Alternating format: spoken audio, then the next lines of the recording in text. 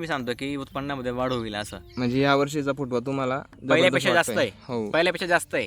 Okay, तर आपलं हे क्षेत्र सगळं सर किती बिघामध्ये? 5 बिघे शेती आहे. हां. 4 एकर शेती आहे माझी.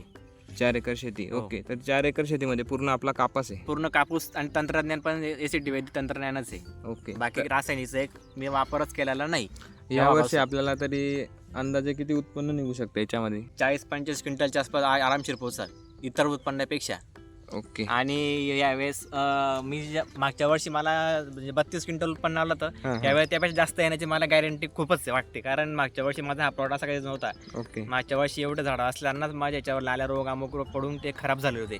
पण या वर्षी एवढा ग्रीनरी एवढा प्लॉट भारी आहे हां हां हां. की सगळे शेतकरी येऊन बघत राहतात की एक नंबर प्लॉट आहे तुमचा असं. बरोबर. आणि ह्या वर्षी आपली ठिबक पण नाही पूर्ण ठिंबक पण शेतामध्ये? नाही. आणि यावर्षी माझं असं आहे, माझा म्हणजे एक प्रयोग म्हणून केला मी हा. हां हां हां. पुढच्या वर्षी मी पूर्णपणे ड्रिपवरच शेती करणार आहे आणि पूर्णपणे तंत्रज्ञान एसीटी तंत्रज्ञानाचा वापर करणार आहे. ओके ओके, चालेल सर. प्लॉट वगैरे तुमचा एकदम सुंदर आहे. एकदम बेस्ट आहे. तुम्हाला पुढील अजून कार्यासाठी हार्दिक शुभेच्छा. ओके प्लॉट वगैरे एकदम छान आहे आपला. हो ओके सर, धन्यवाद. Okay thank you.